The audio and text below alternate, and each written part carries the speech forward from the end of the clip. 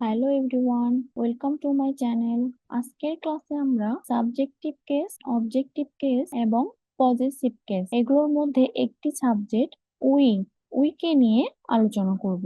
তো উই অর্থ আমরা, উই অর্থ আমরা, কিন্তু উই এর আরো দুটি অর্থ আছে, এ সম্পর্কে আমি পরে বলতেছি।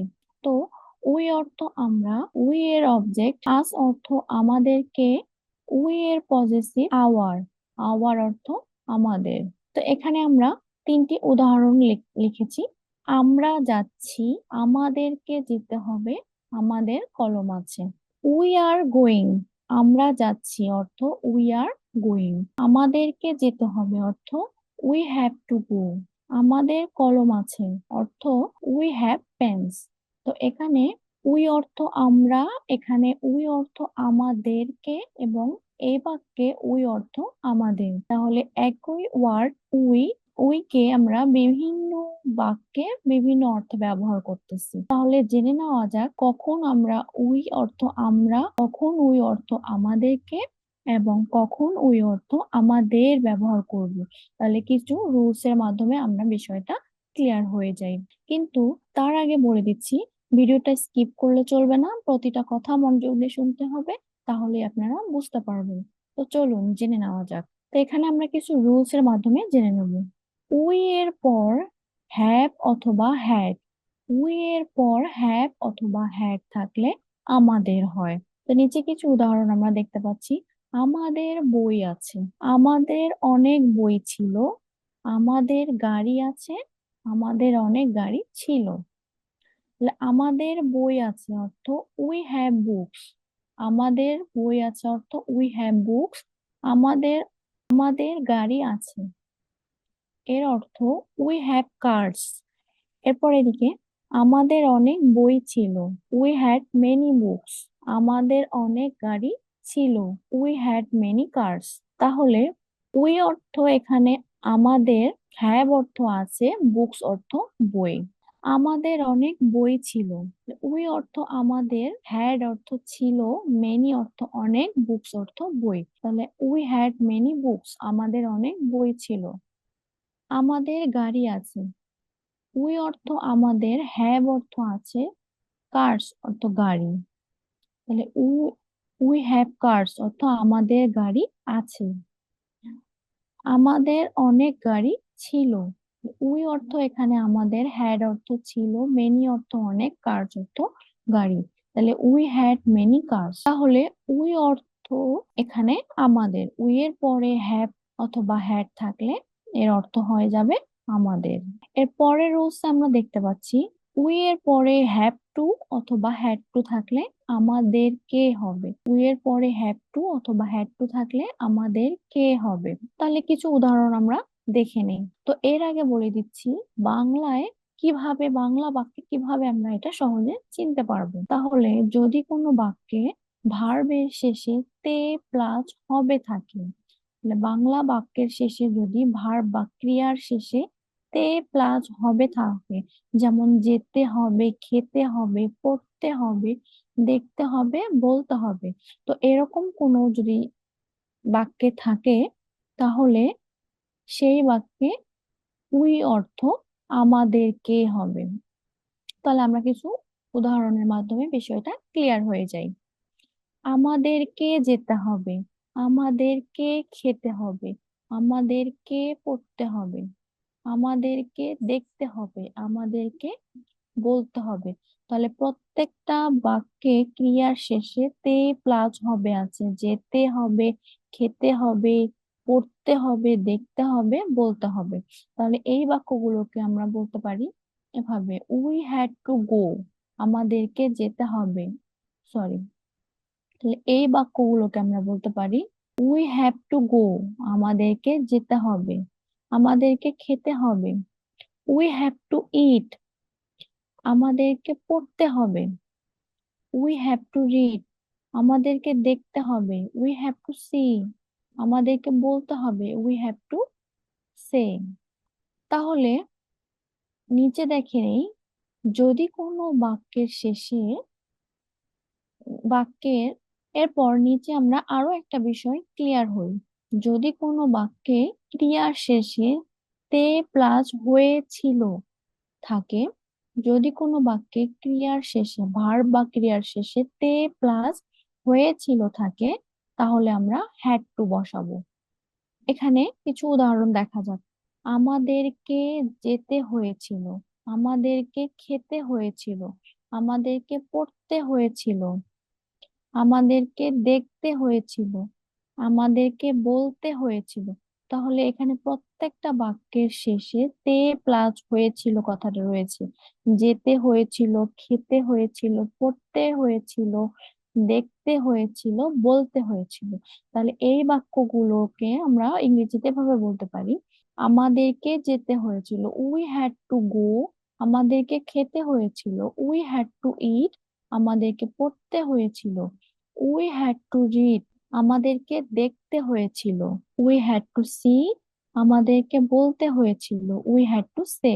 তাহলে আমরা একটা বিষয় ক্লিয়ার হয়ে গেলাম যে যদি কোনো বাক্যের শেষে তে প্লাস হবে থাকে, বাংলা বাংলা এভাবে আমরা চিনতে পারবো।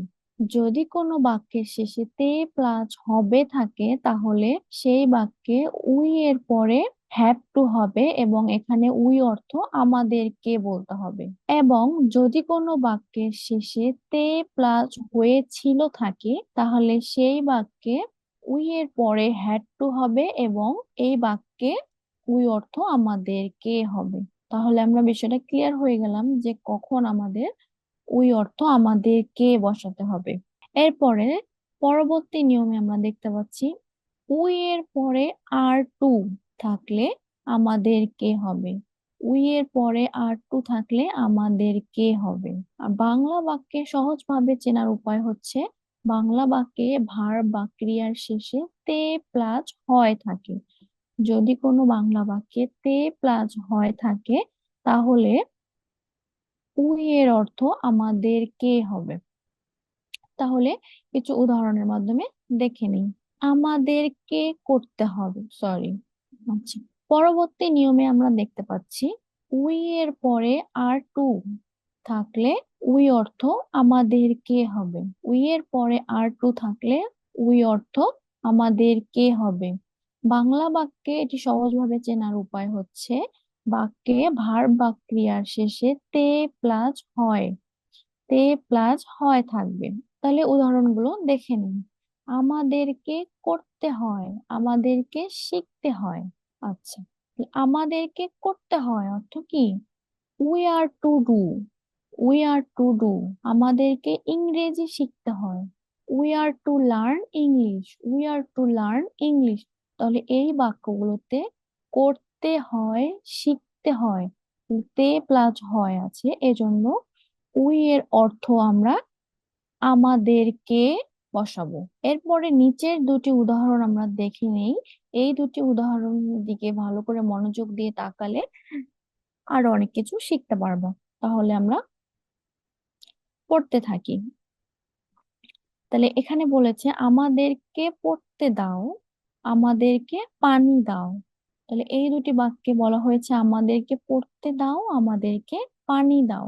তাহলে এই বাক্য দুটিকে ভালো করে খেয়াল করলে আমরা দেখতে পাচ্ছি। এবার নিচের বাক্য দুটির দিকে তাকালে, ভালো করে তাকালে আমরা আরো অনেক কিছু জানতে পারবো। তো এখানে বলেছে আমাদেরকে পড়তে দাও, লেট আস রিড। আমাদেরকে পড়তে দাও, লেট আস রিড। আমাদেরকে পানি দাও, গিভ আস ওয়াটার। আমাদেরকে পানি দাও, গিভ আস ওয়াটার। তাহলে দুটি বাক্যেই লেট অর্থ দাও এবং গিভ অর্থ দাও। এখানে আরো একটি বিষয় দেখতে পাচ্ছি, প্রথম বাক্যেও দাও রয়েছে এবং দ্বিতীয় বাক্যেও রয়েছে দাও। এই দুটো জিনিস কমন রয়েছে। তাহলে কেন আমরা এখানে উই লিখলাম না, লেট এর জায়গায় কেন আমরা লিখলাম না উই আজ রিড বা উই আজ ওয়াটার, কেন লিখলাম না? তো আমরা জানি যে, তাহলে কেন আমরা লেট এর জায়গায় উই বসালাম না এবং গিভ এর জায়গায় উই বসালাম না? কেন আমরা এই বাক্যটিকে লেট দিয়ে শুরু করলাম এবং কেন এই বাক্যটিকে গিভ দিয়ে শুরু করলাম? তো আমরা জানি লেট হলো একটা ভার্ব এবং গিভও একটি ভার্ব। তো আমরা এটাও জানি ভার্বের পরে অবজেক্ট বসে, ভার্বের পরে অবজেক্ট বসে। ভার্বের পরে অবজেক্টিভ কেস বসে। ভার্বের পরে কখনোই সাবজেক্টিভ বা সাবজেক্ট বসে না।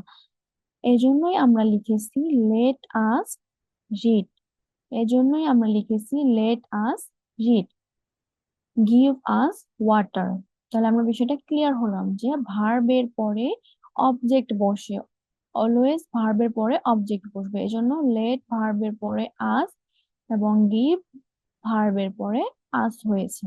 তো আরো একটা বিষয় এখানে রয়েছে, সেটা হচ্ছে যদি কোনো বাক্যে, তো এখানে আরো একটি বিষয় রয়েছে, যদি কোনো বাক্যে ভার্ব বা ক্রিয়া থাকে তাহলে এই বাক্যটি লেট দিয়ে শুরু হবে। তাহলে আমাদেরকে পড়তে দাও এই বাক্যে, পড়াটা হচ্ছে একটা ভার্ব বা ক্রিয়া, এজন্য এটা লেট দিয়ে শুরু হয়েছে এবং লেট এর অর্থটা এখানে আমাদেরকে হিসেবে ব্যবহার করা হয়েছে। Sorry, sorry, sorry. তো এখানে আরো একটি বিষয় রয়েছে, যদি কোনো বাক্যে ক্রিয়া থাকে, ভার্ব বা ক্রিয়া থাকে, তাহলে ওই বাক্যটি লেট দিয়ে শুরু হবে। তো এই বাক্যে আমাদেরকে পড়তে দাও, তাহলে পড়া একটি ভার্ব বা ক্রিয়া, এজন্য এটা লেট দিয়ে শুরু হয়েছে। এবং যদি কোনো বাক্যে কোনো বস্তুবাচক নাম থাকে তাহলে সেটা গিভ দিয়ে শুরু হবে। তো এখানে পানি একটি বস্তু, এজন্য এটা গিভ দিয়ে শুরু হয়েছে। এর পরবর্তীতে আমরা জানবো উই এর পরে নিড থাকলে উই অর্থ আমাদের হবে। এরপরে আমরা জানবো উই এর পরে নিড থাকলে উই অর্থ আমাদের হবে। তাহলে নিচের উদাহরণটি আমরা দেখি, আমাদের ইংরেজি শেখা প্রয়োজন, উই নিড লার্ন ইংলিশ। তো এখানে উই এর পরে নিড রয়েছে, এজন্য এখানে উই অর্থ আমাদের হবে। এর পরবর্তী নিয়মে আমরা দেখব আওয়ার। আওয়ার এর পর নাউন থাকলে আওয়ার অর্থ আমাদের হবে। আওয়ার এর পর নাউন থাকলে এর অর্থ আমাদের হবে। আওয়ার এর পর নাউন থাকলে এর অর্থ আমাদের হবে। তাহলে নিচের উদাহরণগুলো দেখি, আমাদের বই, আমাদের বাড়ি, আমাদের গাড়ি। তো এগুলো সাধারণত এভাবে হওয়ার কথা ছিল, we book, we home, we car, কিন্তু না, এগুলো এভাবে হবে না। কারণ সাবজেক্টের পরে নাউন বসবে না। কারণ সাবজেক্টের পরে কখনো নাউন বসে না, সাবজেক্টের পরে ভার্ব বা ক্রিয়া বসে, সাবজেক্টের পরে ভার্ব বসে। তো এজন্যই এখানে we book, we home, we car এগুলো ভুল। তাহলে এভাবে আমরা না বলে আমরা বলবো our book, our home, our car. তো এখানে আওয়ার অর্থ আমাদের। তো আমরা বিষয়টা ক্লিয়ার হলাম যে আওয়ার এর পরে নাউন থাকলে এর অর্থ আমাদের হবে। এর পরবর্তী নিয়মে আমরা দেখব উই এর পরে শুড থাকলে, উই এর পরে শুড থাকলে উই অর্থ আমাদের হবে। তো এখানে একটা উদাহরণে দেখতে পাচ্ছি, আমাদের কাজটি করা উচিত, we should do the work. তো আমাদের পরে, সরি, তো এখানে আমরা দেখতে পাচ্ছি উই এর পরে শুড আছে, উই এর পরে শুড আছে, তাই এখানে উই অর্থ আমাদের হবে। তো এরপরে আমরা উই এর কিছু সাধারণ নিয়ম দেখে নিই। তো সাধারণভাবে আমরা জানি উই অর্থ আমরা। তো উই অর্থ আমরা এর কিছু আমরা সাধারণ উদাহরণ দেখে নিই। আমরা যাই, এটাকে আমরা বলবো উই গো। আমরা গিয়েছিলাম, এটাকে আমরা বলবো উই ওয়েন্ট। আমরা যাব, এটাকে আমরা বলবো উই উইল গো। আমরা যাচ্ছি, এটাকে বলবো উই আর গোয়িং। আমরা যাচ্ছিলাম, এটাকে বলবো উই ওয়ার গোয়িং। তো এই বাক্যগুলোতে সাধারণত আমরা উই এর অর্থ আমরা হিসেবেই ব্যবহার করেছি। প্রত্যেকটা বাক্যে এক এক বাক্যে এক এক রকম হয়েছে, এটা সাধারণত টেন্স অনুযায়ী হয়ে গেছে। তো এ থেকে আমরা ক্লিয়ার হয়ে গেলাম যে উই এর অর্থ কখনোই আমরা আমরা বলতে পারবো না। উই এর আরো দুটি অর্থ হয়েছে, উই অর্থ আমরা, উই অর্থ আমাদেরকে, উই অর্থ আমাদের। তাহলে স্থান অনুযায়ী উই এর অর্থ এক এক রকম হবে। তাহলে আমরা এটা ক্লিয়ার, স্থান অনুযায়ী উই এর অর্থ তিন রকম হবে, কখনো আমরা, কখনো আমাদেরকে, কখনো আমাদের। এজন্য সহজেই আমরা উই এর অর্থ আমরা বলবো না, আগে আমরা ভেবে দেখবো স্থান অনুযায়ী উই এর কোন অর্থটা কোথায় বসবে।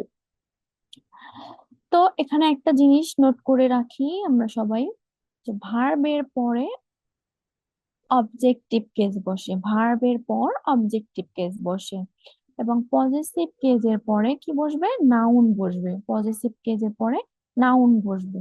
তাহলে আজকে এ পর্যন্ত থাকলো, আবার দেখা হতে যাচ্ছে পরবর্তী কোনো ভিডিও। ভালো থাকবেন, টাটা।